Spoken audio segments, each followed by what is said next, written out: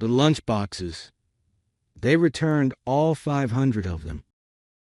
I spotted a woman standing by herself in the pouring rain when I first arrived back in Japan after a 7-year absence. When I lived in Japan, she looked after me and ran a Japanese bento shop that offered boxed lunches. What? Why? I asked her to clarify, shocked. The department manager, Ryan, had asked for a big purchase approximately a week earlier.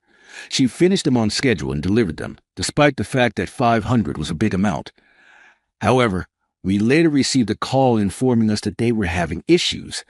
Thus, all 500 are being returned. I became enraged with Ryan after witnessing her in a fog. Furious, I grabbed the phone and dialed someone. Fire Ryan and every executive involved.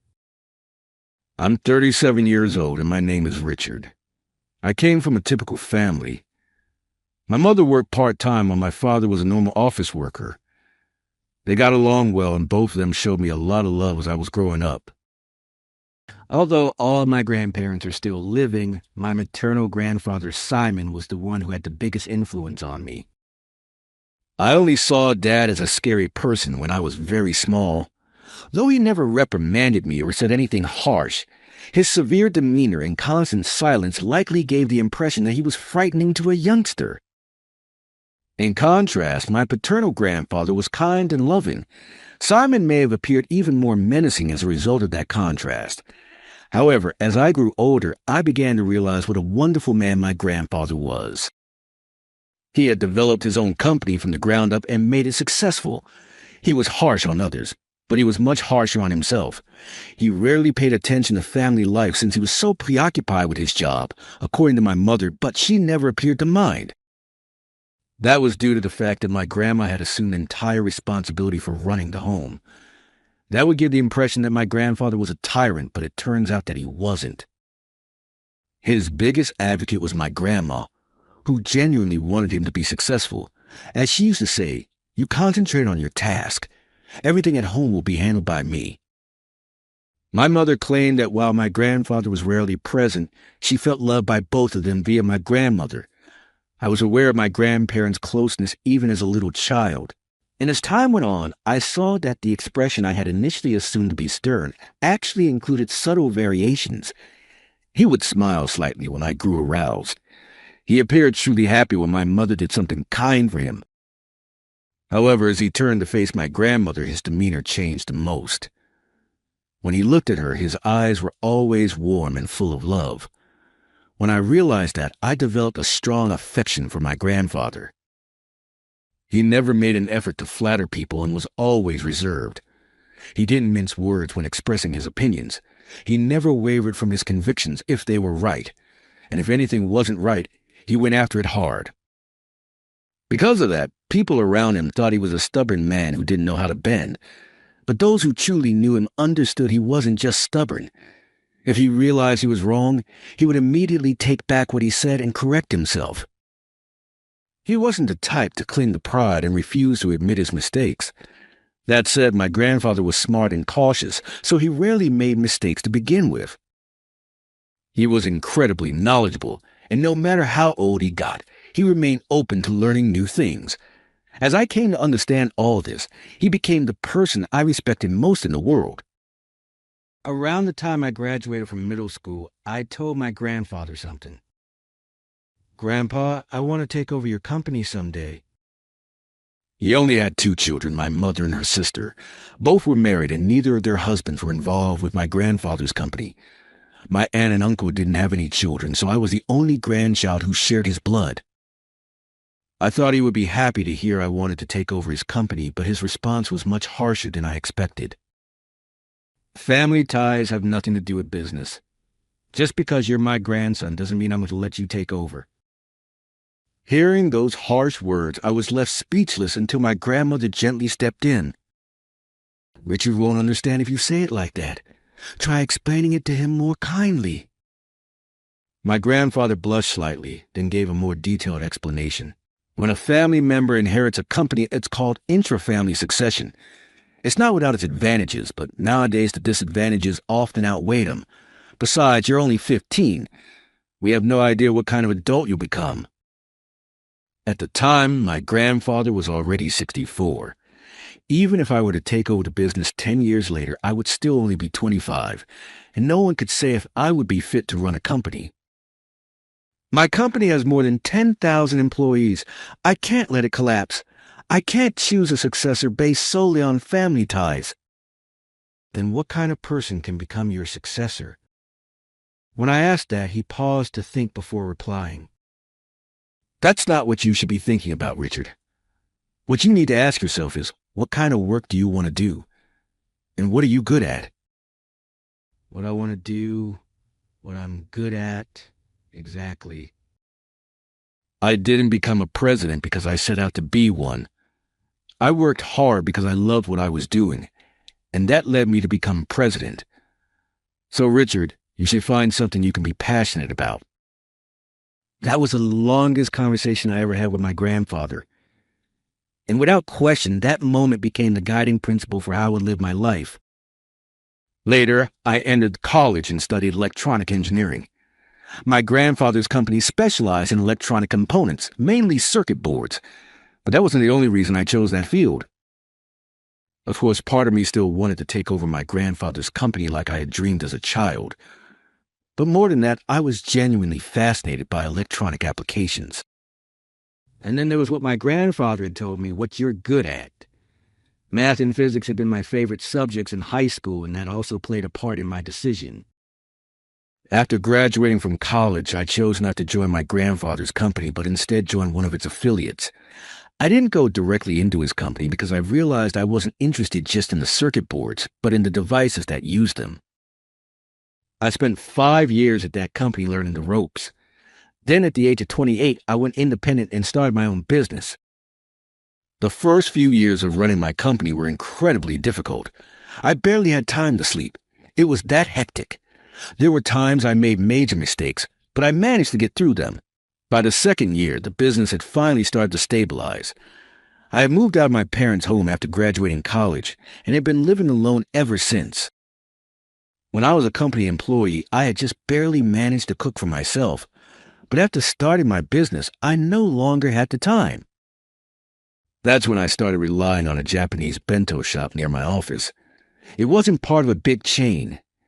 It was run by a father and his daughter. It was a small operation, but I liked how homey it felt. Since I went there every day, they quickly learned who I was.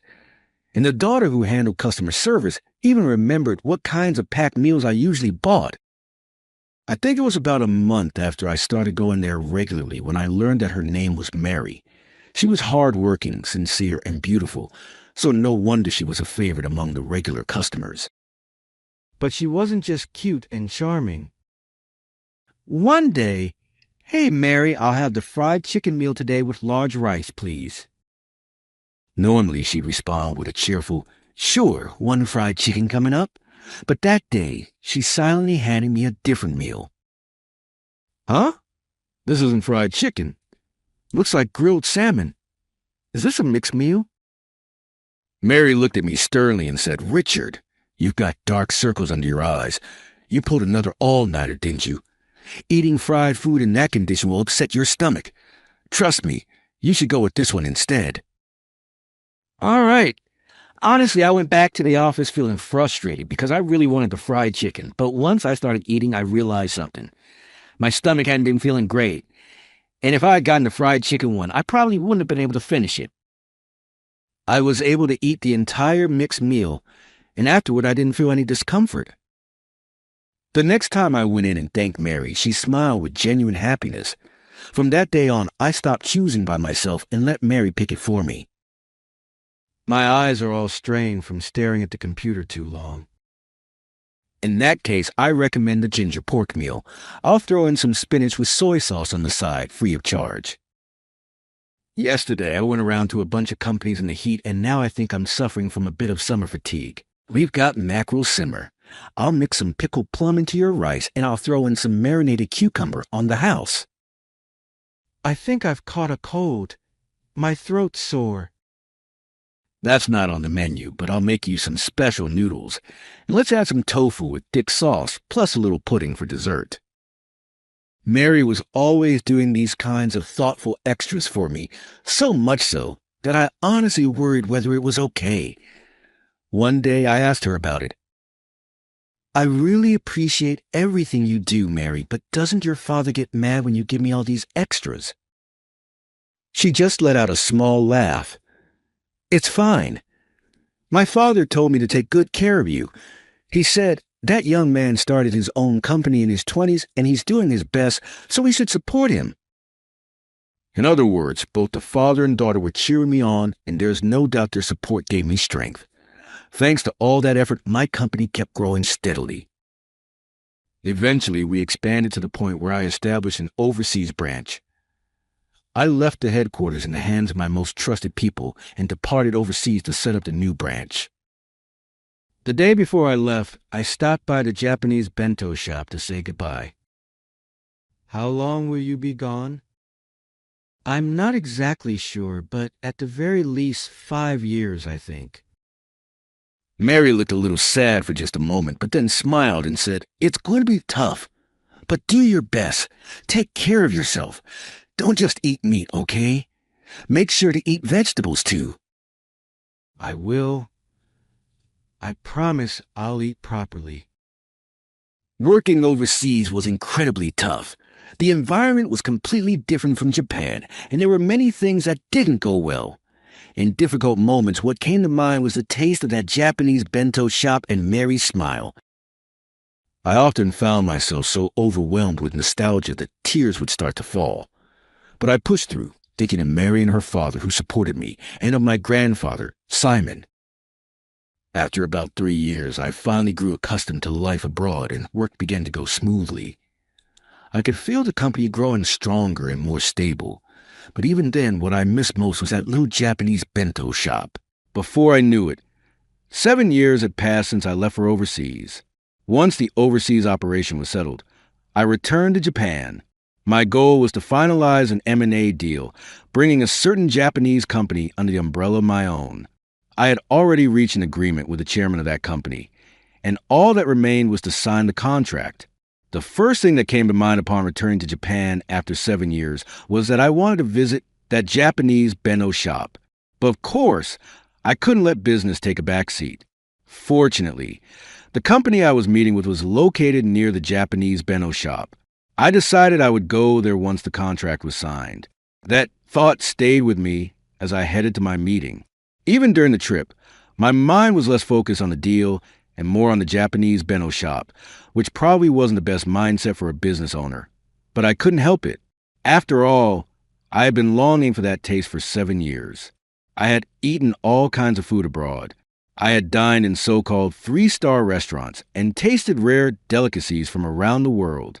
But the flavor I missed the most, the one I truly wanted to experience again, was that of the boxed lunches from that shop. 7 years is a long time, and it wasn't guaranteed that Mary would still be there working at the shop like before. In fact, I couldn't even be sure the shop itself still existed. So many small restaurants had closed down over the years, and I'd heard plenty of stories about that.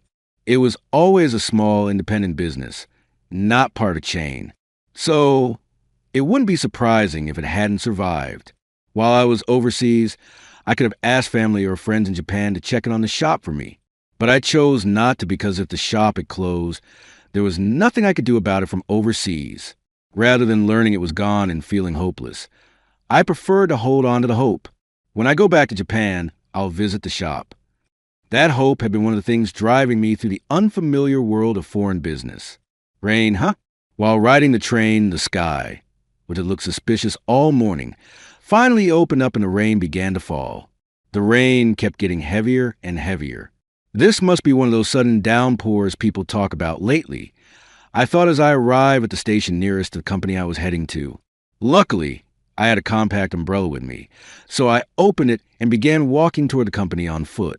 When I arrived in front of the building, I saw a lone woman standing there in the pouring rain.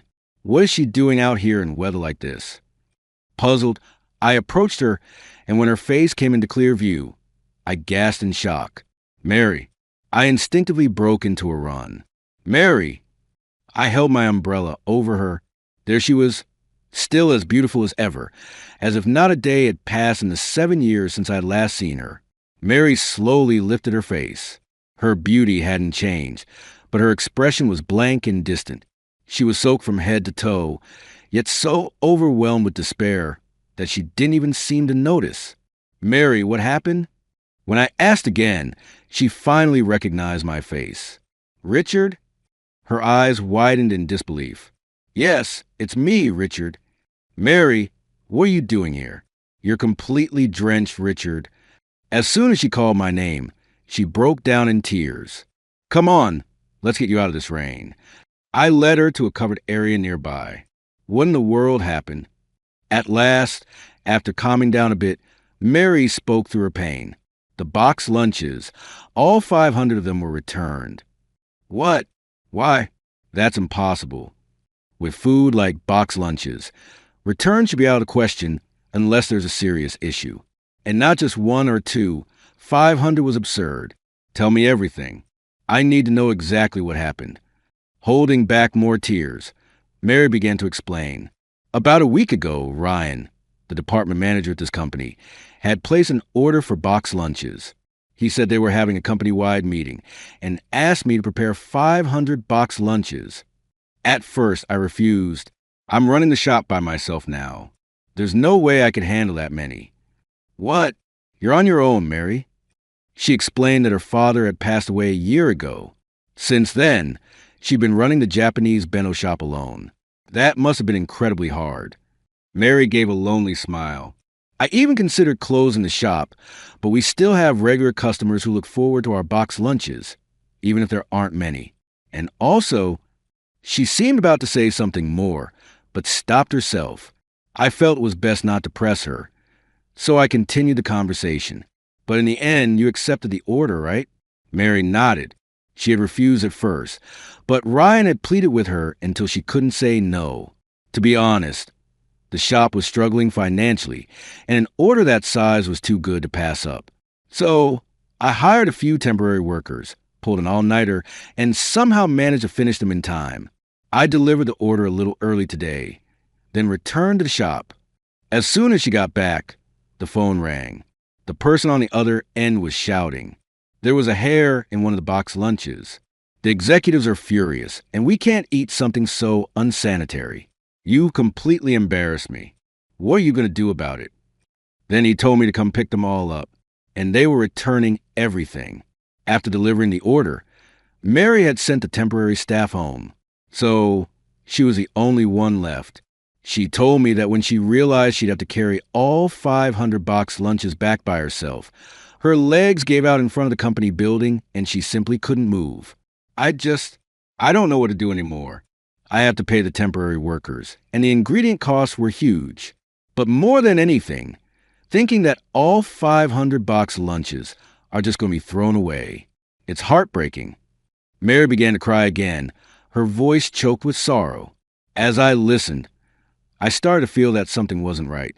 I was here today to finalize a contract, but I hadn't heard anything about a board meeting. In fact, the board was supposed to meet after the deal was complete. Tomorrow at the earliest, or usually about a week later. And the number 500 didn't add up. From what I'd researched, the company only had around 30 board members. Even including senior staff, the total wouldn't exceed 200. There was no reason to order 500 box lunches. These days, people don't like long, drawn-out meetings, so at most they might offer bottled tea. Handing out box lunches for everyone to eat together during a meeting seemed like something from another era.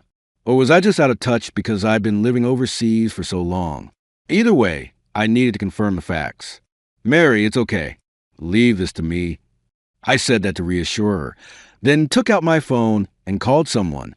The person answered right away. Mr. King, good afternoon. Have you arrived at the office? The person I called was Mr. Walker, the president of the company. He picked up right away, but his casual tone only irritated me more. Mary was standing right in front of me with tears in her eyes and completely at a loss. Maybe I was just venting my frustration, but I couldn't hold back. Fire Ryan and every executive involved. There was a moment of silence. Then Mr. Walker replied in a confused tone. I'm sorry. What did you just say? Ryan? Are you referring to Ryan from General Affairs? His response helped me cool down just a little. It was likely that Mr. Walker had no idea any of this was happening. I'm sorry for the sudden outburst. I'm actually right outside your building. I'll come in and explain everything properly. I ended the call and turned to Mary. I'll take care of this. Please go home and rest. Take a hot bath because you're soaking wet. You'll catch a cold. She looked a bit stunned, but then nodded. I have a lot I want to ask, but I guess now isn't the time. I'll head back to the shop, but please explain everything later. Okay, of course. I watched Mary head back to the shop, then made my way to the president's office. I entered the office and exchanged greetings with Mr. Walker. It was my first time meeting Mr. Walker in person. All of the M&A negotiations had been conducted with the chairman, Mr. Griffin, who still held the reins of the company. So, I'd only spoken to Mr. Walker over the phone a couple of times. Before we proceed with the contract, there's something I need to confirm. You mean what you mentioned earlier about Ryan? Mr. Walker was old enough to be my father, yet he still treated me with respect. Despite my earlier outburst, he showed no signs of frustration or confusion. He just listened calmly. I decided I could trust this man and continued. First, may I confirm something?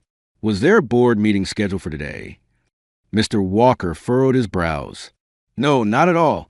In fact, only a handful of executives even know you're visiting today for the M&A.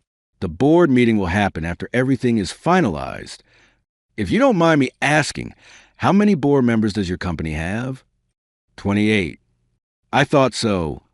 Seeing Mr. Walker tilt his head in confusion, I began to explain the situation in detail. That Ryan had ordered 500 box lunches from Mary's shop. One of the box lunches was said to contain a strand of hair, and that's when they contacted her to return the entire order. Mr. Walker's expression darkened immediately. I had no knowledge of this. There was no meeting plan that would require 500 box lunches, and even if there had been a meeting, we would never serve box lunches. I'm going to speak with Ryan right now. Just as he reached for the phone, I stopped him. Sorry, but before that, there's something I'd like to confirm. According to Mary, the box lunches were delivered to what you call the first conference room. She had told me the location in advance. Does that room have a security camera? Yes. All of our meeting rooms are equipped with cameras. Then I'd like to review the footage. Understood. I'll take you there myself. Mr. Walker personally led me to the security office, and the two of us began reviewing the footage. At around 11 a.m., Mary and several temporary workers were seen bringing in the box lunches. Mary looked tired, but she also wore a bright, satisfied expression, as though proud to have completed such a demanding task. She was chatting cheerfully with the temporary workers. After the delivery, a man entered the room. That's Ryan, Mr. Walker explained. Ryan was obsessively checking the number of box lunches, but once he confirmed there were indeed 500, he reluctantly signed the delivery form that Mary had prepared. It's like he was upset that the numbers actually matched. Mr. Walker voiced the very thought I had, but chose not to say out loud. It really does seem that way. Once Mary and the workers left the room, Ryan glanced around, then opened one of the boxes. He reached up and touched his head, then dropped something into the box lunch. Next, he took out his phone, snapped a photo of the box, and gave a satisfied nod with a smug grin before walking out of the room. Nothing happened for a while, but about 10 minutes later, Ryan returned. He pulled out his phone and made a call. There was no audio on the security feed, but based on his furious expression and gestures, it was easy to guess he was yelling at Mary.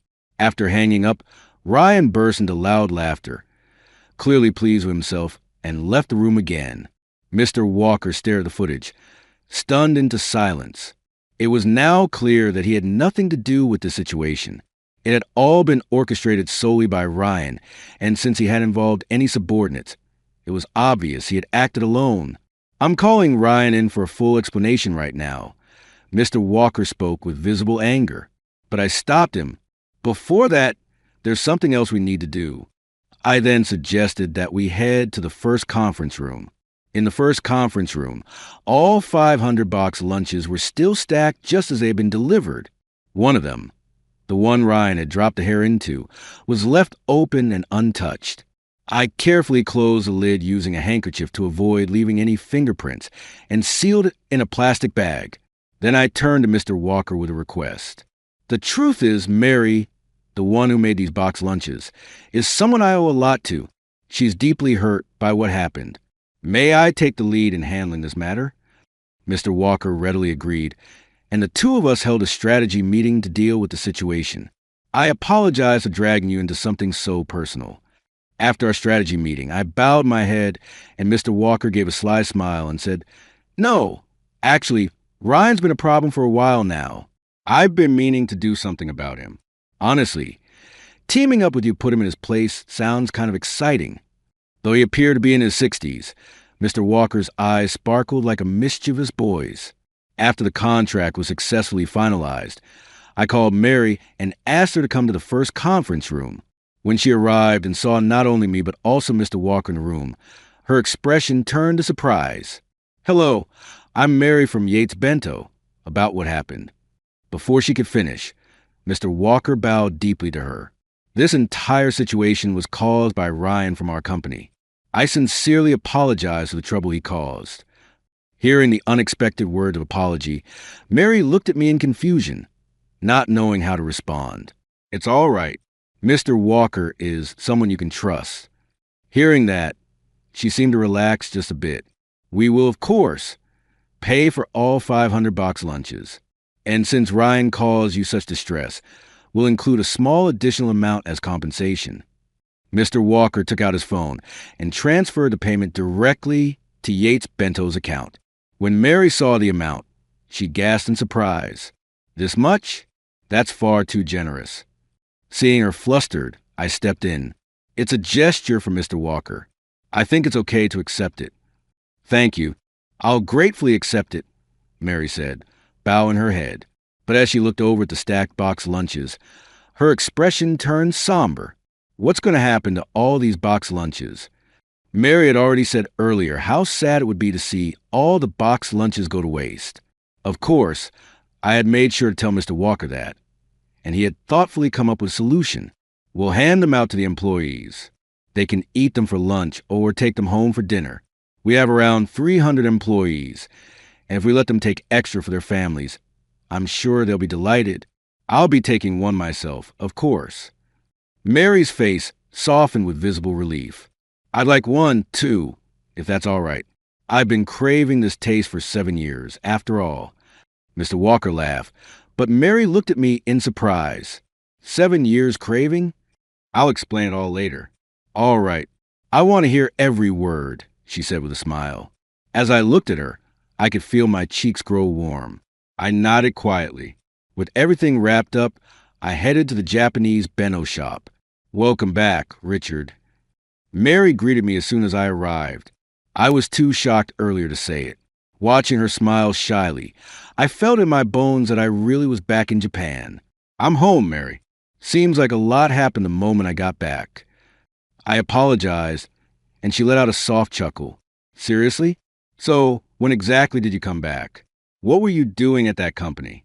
Are you going to stay in Japan from now on?" She fired off questions in rapid succession, and I couldn't help but smile. "I'll explain one at a time. Let's see.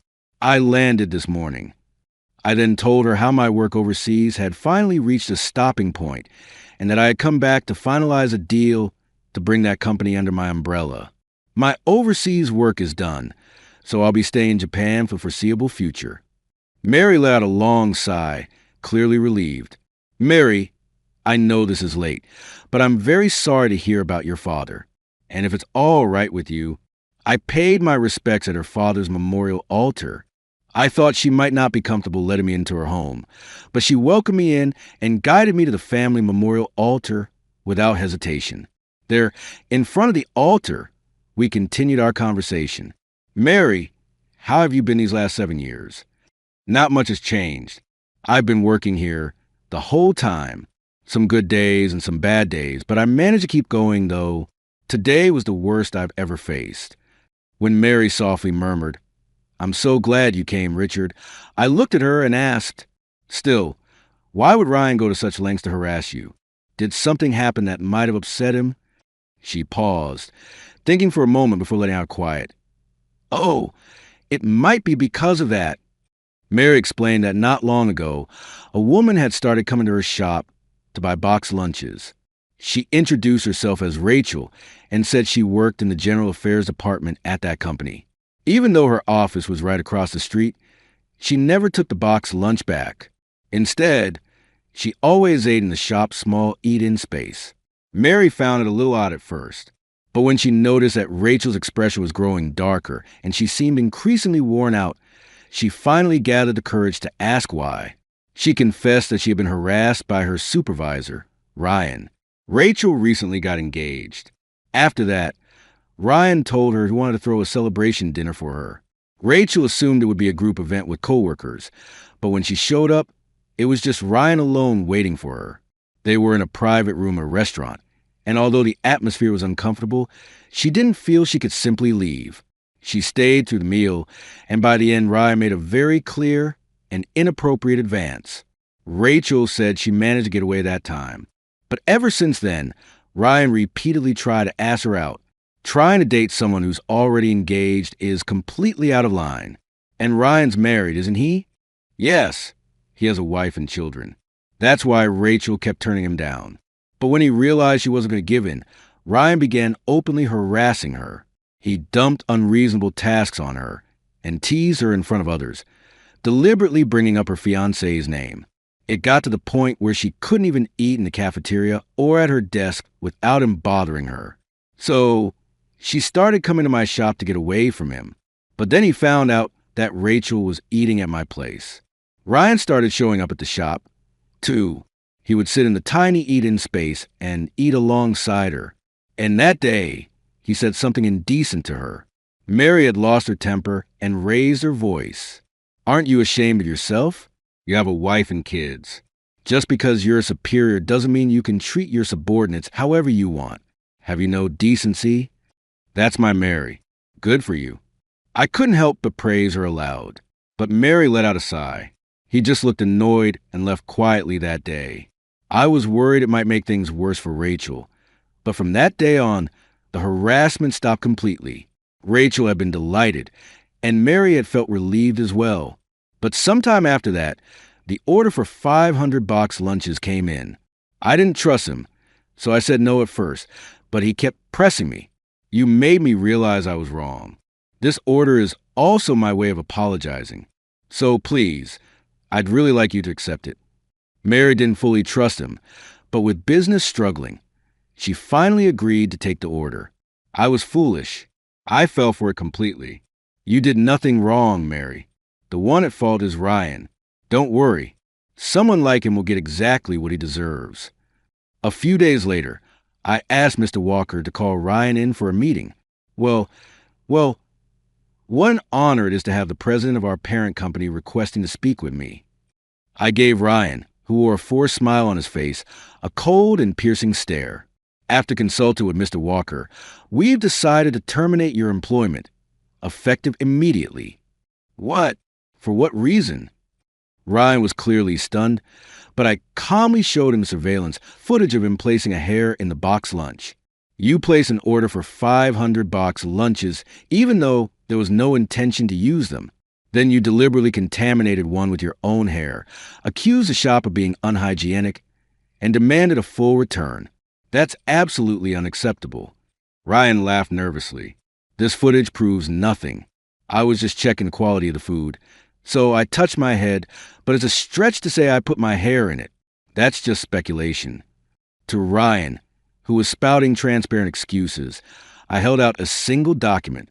We did a DNA test on the hair from the box lunch. It matches your DNA, Ryan. My DNA? How did you even get that? Your wife provided it. Tired of Ryan's repeated cheating, his wife gladly cooperated, saying, now I can finally get a favorable divorce.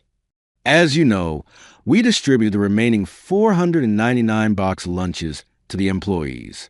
Not a single one contained a hair, Mr. Walker added. And Ryan finally seemed to realize he was out of options. Okay, maybe I did go too far this time. But still, to be fired over this. That's not all. I showed him the written testimonies collected from Rachel and other women. Rachel wasn't the only one he had harassed. It turned out that Ryan had a habit of targeting women who had recently gotten engaged, harassing them in much the same way. Several women had even quit the company because of it. We had conducted interviews with all of them and compiled the results into a formal report, which I handed over. There's no talking your way out of this. Now, Mr. Griffin is also furious about this matter. He said that if you don't accept your dismissal, the company will not hesitate to pursue legal action. With those final words from Mr. Walker, Ryan collapsed to his knees in defeat.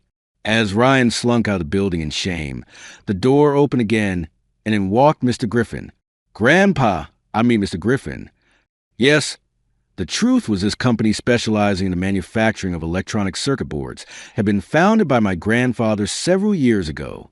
Due to his age, he had passed the role of president to Mr. Walker, but he still retained his position as chairman and remained the company's guiding hand in times of need. My company focused on electronic application devices and relied heavily on high-quality circuit boards. That's why I decided to establish an exclusive contract with my grandfather's company. At his suggestion, we had structured the partnership so that my company became the parent company and it became the subsidiary, though the relationship was essentially one of equals. Sorry about the mess right after finalizing the contract, but you handled it well. Thank you, Grandpa. It was the first time my grandfather had ever praised me so openly. I was so moved that I found myself holding back tears. You fool, crying over something like this. Even as he said that, his face softened into a warm, gentle smile. Later, Ryan got divorced. His wife demanded an enormous settlement, and since Ryan had racked up a mountain of debt to keep up appearances, he was now rumored to be hiding from debt collectors. Mary's shop became a huge success thanks to the employees from my grandfather's company. Ever since Mr. Walker decided to distribute the boxed lunches that day, everyone had been talking about how delicious they were, and people started lining up to buy them. I went there every day myself. But if I showed up late, they were sometimes already sold out. One night, I was working late and found myself absolutely starving. I wondered if there might be anything left and headed to Mary's shop, only to find the sold-out sign hanging on the door, just as I had expected. As I turned to leave, Mary appeared from inside the store. "Richard, you must be hungry. If you're okay with whatever I have on hand, I can make you something." She invited me not into the shop, but into her home's dining kitchen. There, she prepared a warm homemade dinner just for me. That was amazing. Thanks, Mary. You really saved me. As I sipped tea after meal, Mary looked at me seriously and asked, "I've been meaning to ask you, Richard, remember what you said that time about longing for those boxed lunches for 7 years? Was that really true?" "It's true. When I was overseas, all I wanted was one of your boxed lunches. In tough times and in good times, I always missed them." Mary's expression shifted slightly. "So, it was the boxed lunches you missed?" That's when I finally realized. It hit me slowly and embarrassingly late, but I realized it all the same. It wasn't just the boxed lunches. I mean, yes, I missed the food, too. But what I missed most was you, Mary. Your smile.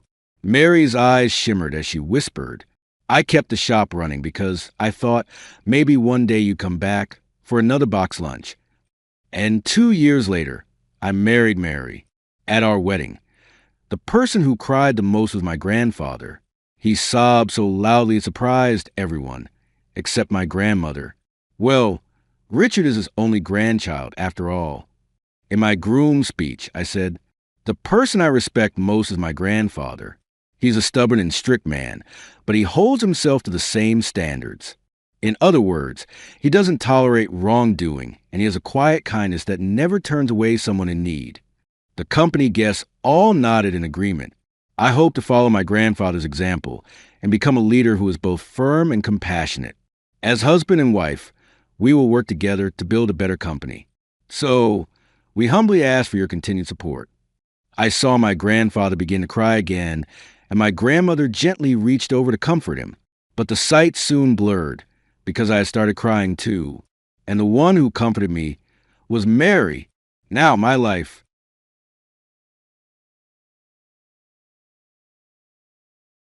Sam Johnson is my name. Childhood memories appear to cling to the most vivid times and can be cruel. My earliest recollection is of my mom sobbing violently beside my dad as he lay in a hospital bed with a white sheet covering his face. To put it another way, I regrettably don't remember my dad being alive and active. My mother reared me alone after my father died. She worked nonstop day and night, making her days increasingly frantic and busy.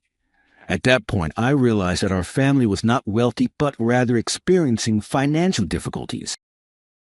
When I was able to talk, I was spending the majority of my day at daycare, after spending my days waiting for my mother at home.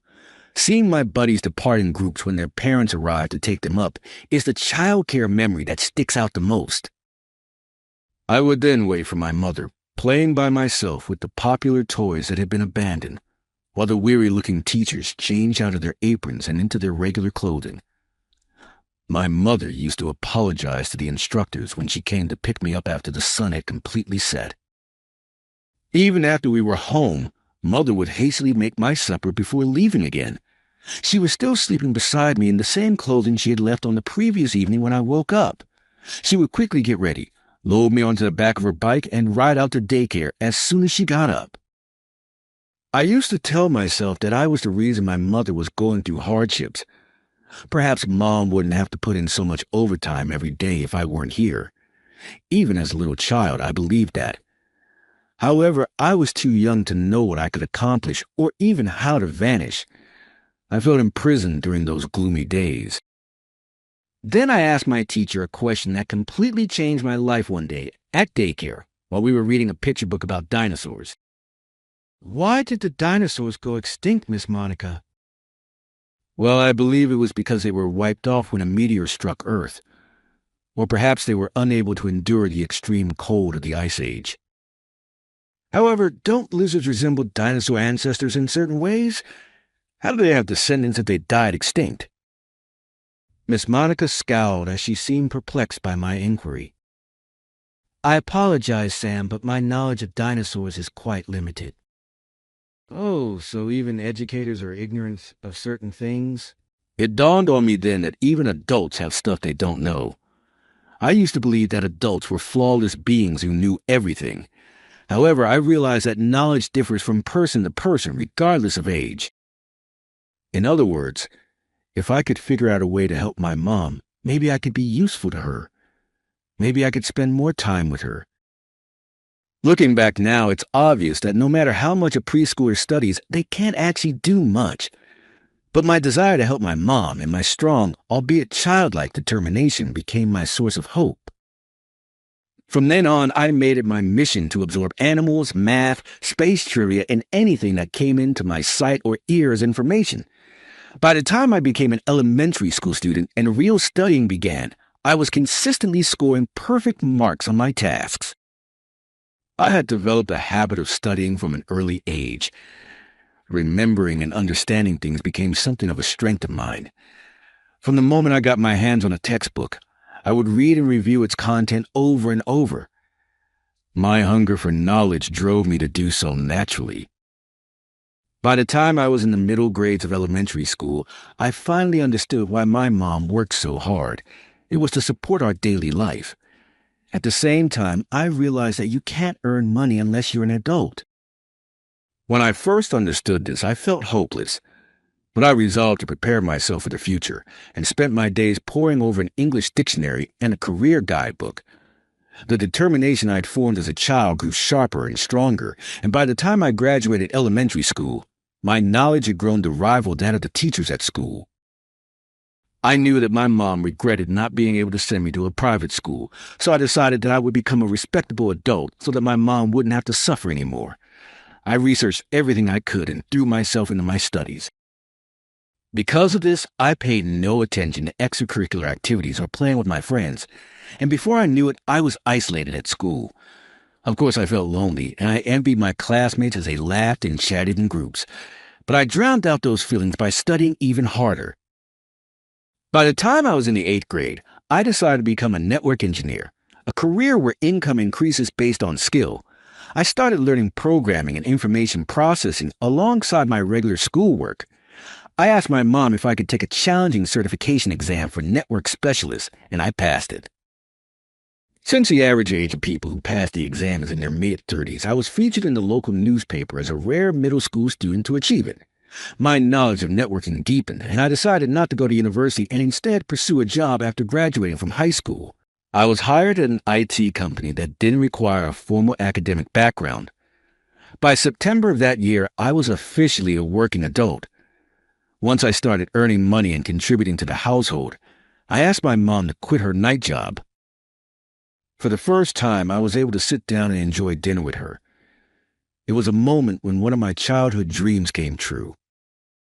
Since I was only 18, even with my qualifications, I was initially assigned mainly to errands while attending business etiquette training. But on the first day after training ended, I was entrusted with actual IT work, and the adults around me were amazed by my skills. Soon, I was assigned more and more responsibilities, and no one treated me like a kid anymore. By the time I turned 20, I aimed even higher and began pursuing an advanced certification in network engineering. At 21, I took on the globally recognized Cisco certification exam. Thanks to my continuous hard work and studies, I passed the notoriously difficult CCNP exam. However, I didn't plan to leave the company that had nurtured me just because I passed.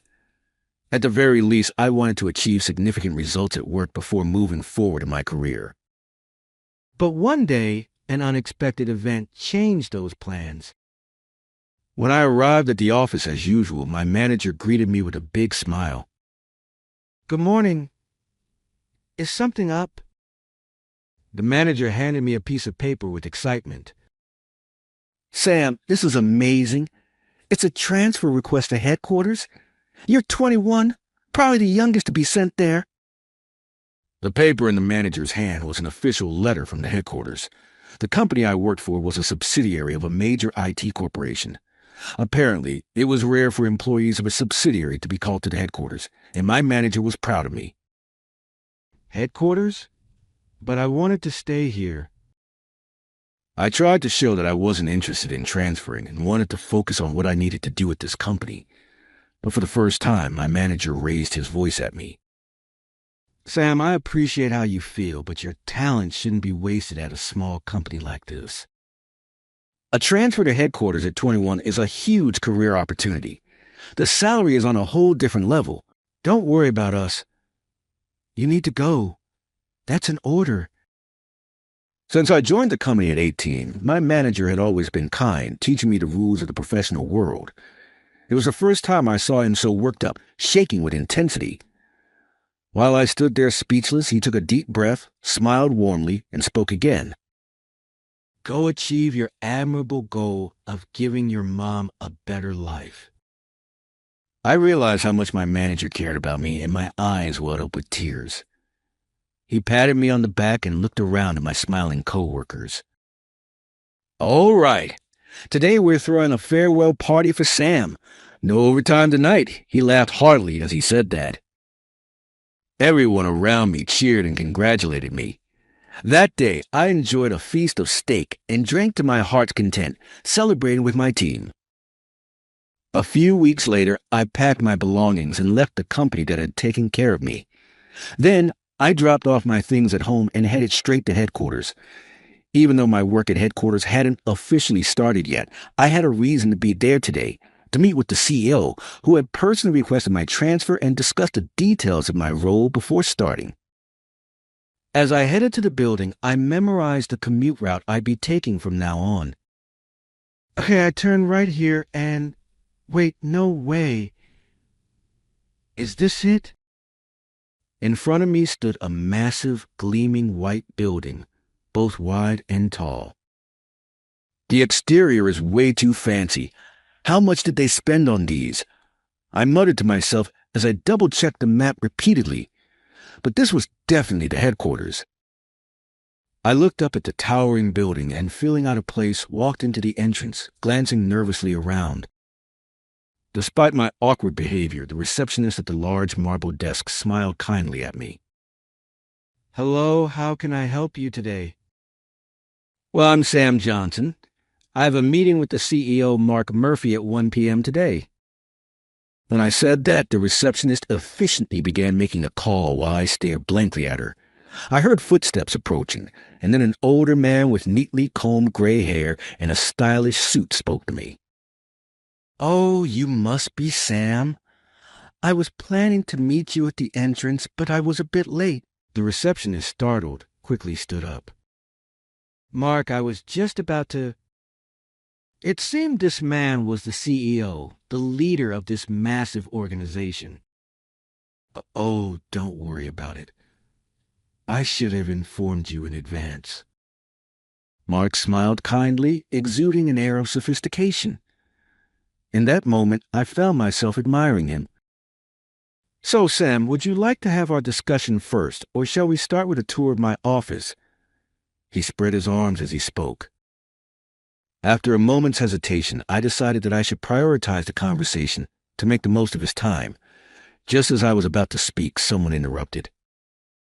"Sir, I apologize for interrupting, but the executive vice president would like to discuss the new projects with you," the receptionist said with a flustered expression. So I quietly closed my mouth.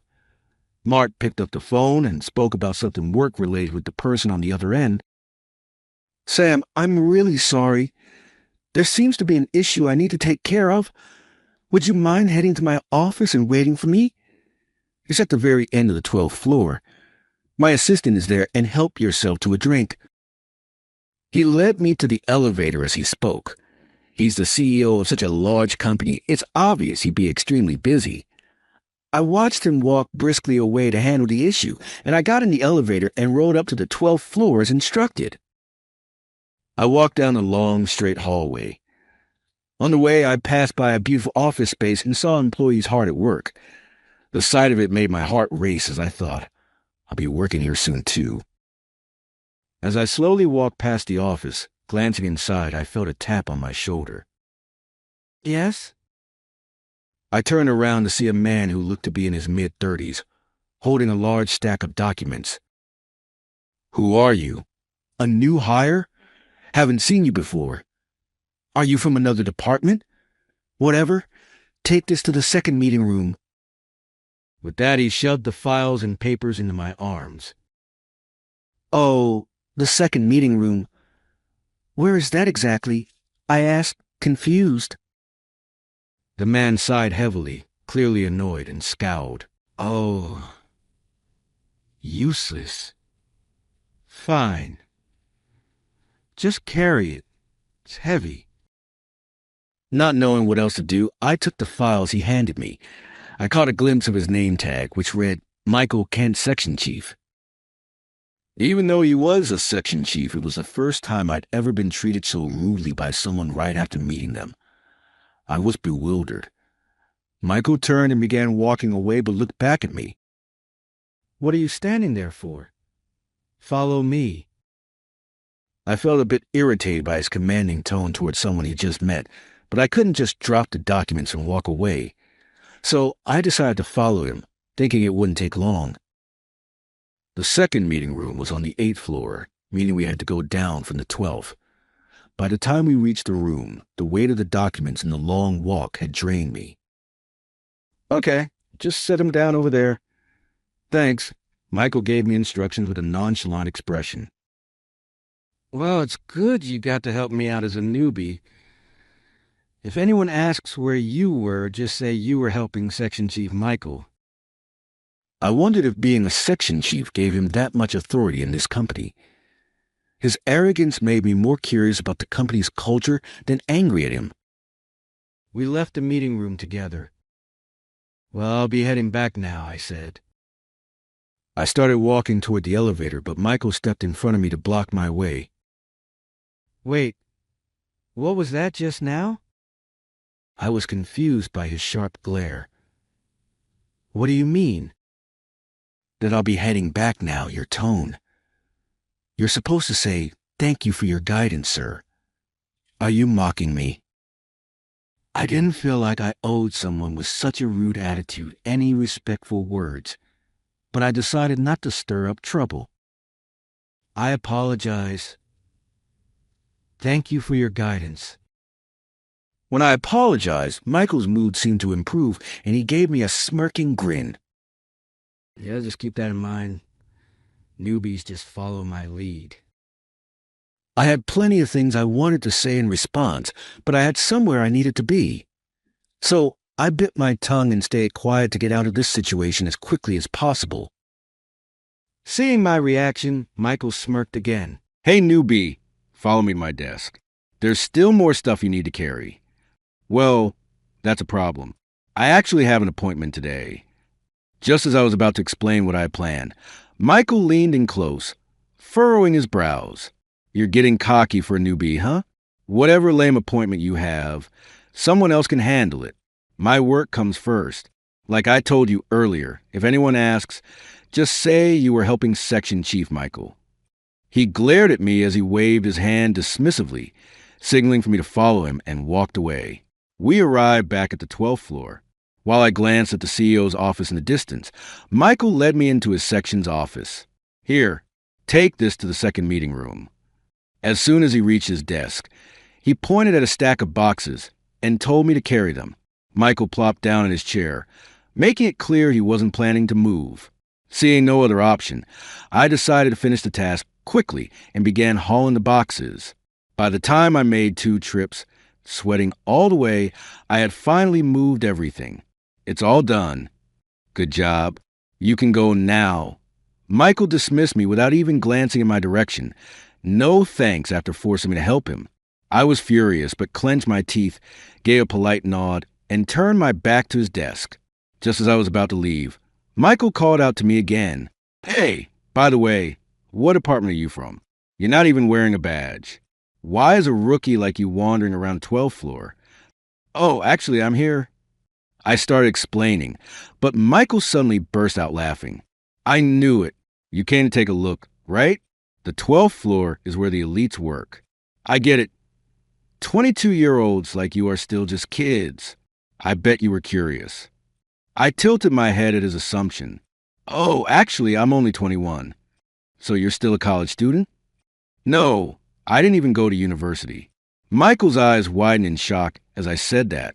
Wait, so you're a high school grad? I nodded.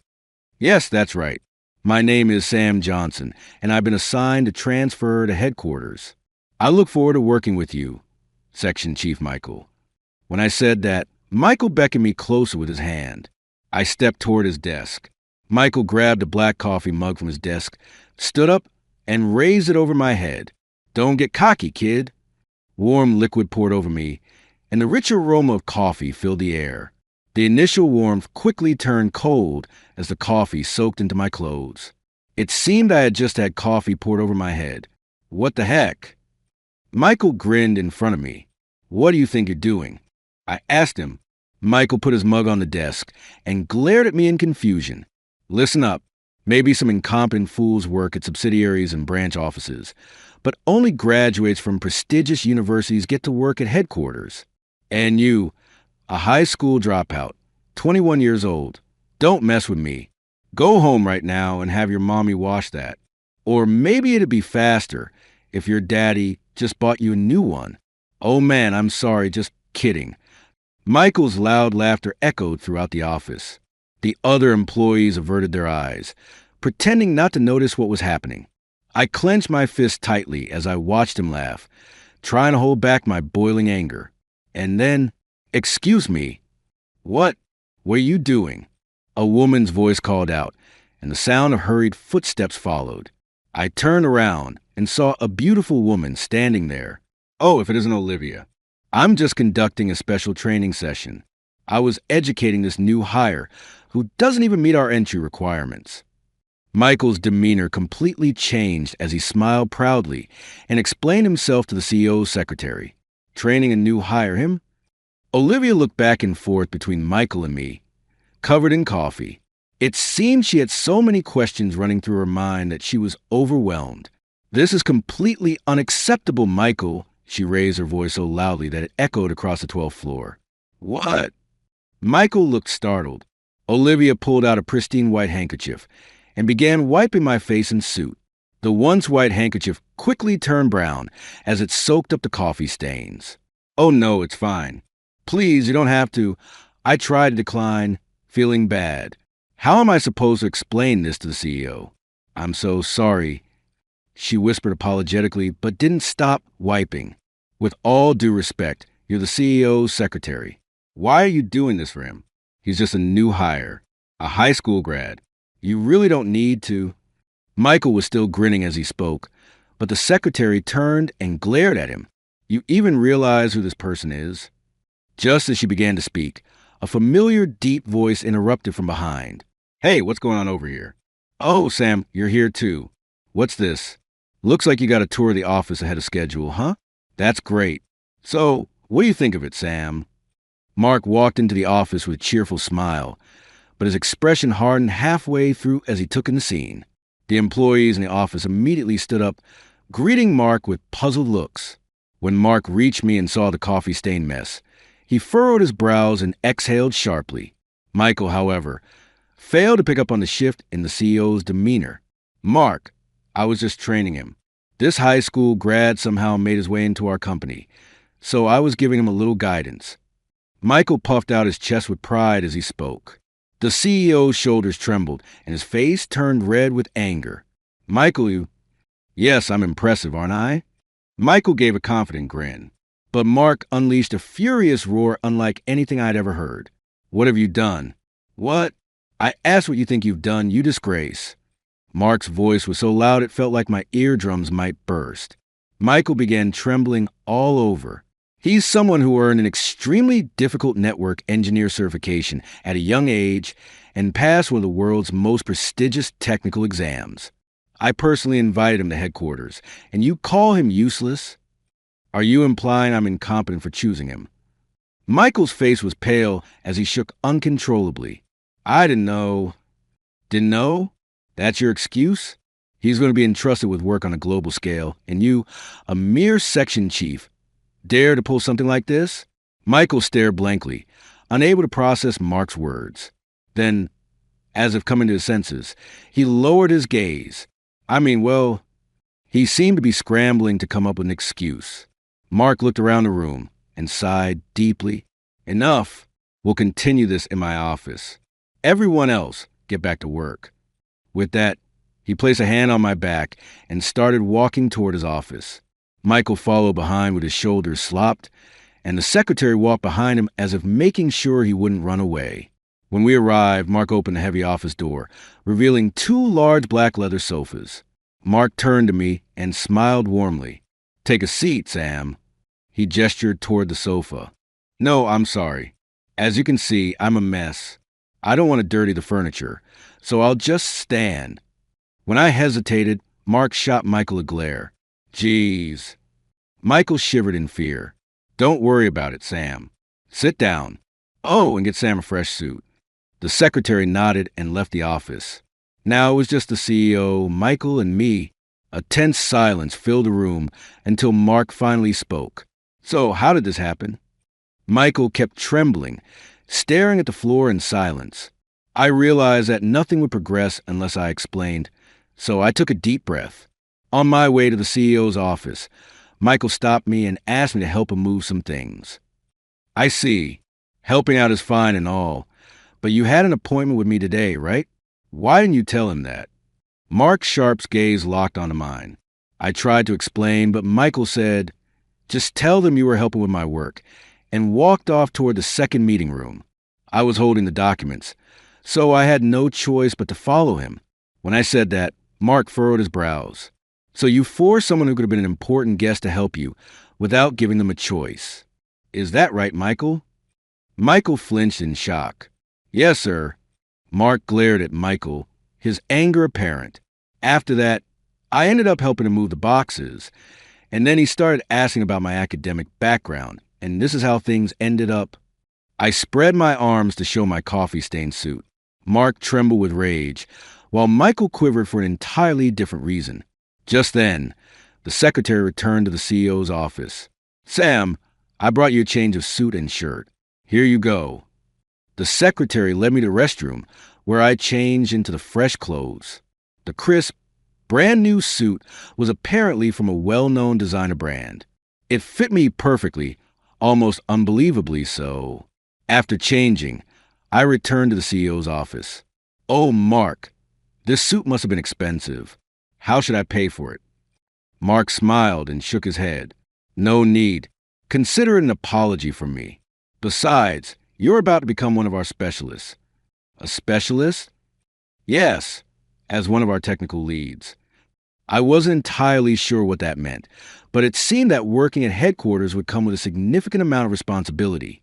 Michael, who had been listening to our conversation, widened his eyes in disbelief. "A technical lead? You mean this kid?" I felt irritated at being called a kid again, but Mark seemed to sense it. "A kid? How dare you call someone who will be your superior a kid?" Mark's glare intimidated Michael. Sweat began to pour down his face, and his eyes darted nervously. Then he sat down on the floor, as if he were sliding off the couch. "Sam, sorry." Michael apologized fervently. I couldn't help but sigh as I looked at him. Then, finally letting out all the frustration that had built up, I stood tall and spoke my mind. "Michael, what you did to me doesn't matter anymore. But if you're a professional, you should say, 'I apologize,' not just 'sorry.'" When I said that, Mark burst into laughter. Michael's face reddened as he clenched his teeth. Being lectured on business etiquette by someone he had mocked was clearly humiliating. Still, he kept his head down, not daring to look up. "Oh, that was a good laugh." And Sam's right. After this incident, I'm curious about how you've been conducting yourself, Michael. Starting tomorrow, you'll be suspended. During that time, we'll conduct an internal investigation. "What?" I... Michael's face turned pale and sweat trickled down his forehead, as if he was terrified that something incriminating might be uncovered. "That's all I have to say to you. Now get out." When Mark said that, the secretary grabbed Michael's arm. He looked like the life had been drained from him and was escorted out. The brief glimpse of Michael's face showed complete despair. After watching him leave, Mark turned to me with a warm smile. "I am sorry about everything. If you're willing to forgive me, how about an annual salary of $150,000 to start?" $150,000? I couldn't hide my shock at the amount, which far exceeded my expectations. "Yes, for someone as talented as you, that's only fair. Or is it too little?" Mark asked with a gentle smile. I shook my head vigorously. "Not at all. I'll do my best to meet your expectations. I'm honored to be here." And with that, my transfer to headquarters was officially confirmed. A few weeks later, after I'd settled into my new position, reports from the internal investigation began pouring in about Michael's behavior. It turned out that he'd been issuing unreasonable orders and yelling at employees daily, hurling verbal abuse at them, and even enjoying watching them submit to him. There were also reports of inappropriate conduct toward female employees. On top of that, he had been taking credit for other people's work and presenting it as his own. With all this evidence, Michael was terminated. One day, during a break, I stood by the window sipping coffee and gazing outside. Among the bustling employees near the entrance, I noticed Michael standing frozen, holding a cardboard box with a blank, hollow expression. I looked at him for a moment, then quietly drank the rest of my coffee and returned to my desk. Time passed as I worked diligently at headquarters, and before I knew it, 7 years had gone by. I was now 28 years old, an adult in every sense of the word. My responsibilities at headquarters had grown significantly, and I was now assisting the chief technology officer. As my tasks increased, so did my salary. I used my savings to buy my mom a condominium, so she wouldn't have to work so hard anymore. When I gave it to her, feeling like I'd finally reached my goal, she smiled and said, "Thank you so much. But from now on, I want you to work for yourself, not just for me." Her words gave me the strength to keep moving forward. I took them to heart and worked hard every day. One of my primary duties was to communicate with our overseas partners and clients, so I frequently traveled both domestically and internationally for work. Though life was hectic, I didn't dislike the busy pace. After all, the boy once called a genius who couldn't form meaningful connections now had people gathering around him because of his hard work. Whenever something came up, my team would come to me for advice and support. I found I had a soft spot for being relied upon, and I often spent so much time mentoring my team that my own tasks would pile up. Still, being needed by others felt like a small way to make up for the loneliness I'd experienced in the past. My life was busy, but I was surrounded by my supportive boss, colleagues, and team members, and I was genuinely happy. I owed everything to my mom who raised me, and to the manager who had accepted me at 18. I promised myself I'd never forget my gratitude toward them. Oh, yeah, I wonder how THS is doing. The thought of my old manager crossed my mind, and I muttered to myself, "That's it. I'll give him a call." I pulled out my phone and dialed his number. "Sam, it's been a while. How have you been? I've heard you're making waves at headquarters." As soon as he picked up, I was greeted by his familiar, energetic voice. "Hi, it's been too long. Thanks to you, I've been working at headquarters for 7 years now. I just wanted to reach out and thank you for everything you've done for me." Just as I continued speaking, "Oh, hang on a second. Hey, Michael, slacking off again? Finish this first." The manager's angry voice came through the phone. "Sorry, not just sorry. I apologize. Haven't I told you to get your wording right?" Hearing that familiar phrase and conversation made me chuckle. "Sorry about that, Sam. We've had a bit of a problem person join the team lately. It's been chaotic." "I see. Well, let's grab a drink sometime soon." "My treat." When I said that, the manager burst out laughing. "So this is what they call success. I'll look forward to it. Keep up the great work." He hung up. I could easily imagine him smiling warmly on the other end. As I smiled to myself, one of my supervisors walked by and spoke curiously. "Sam, hate to interrupt your good mood, but do you think you'll have the new project documents ready today?"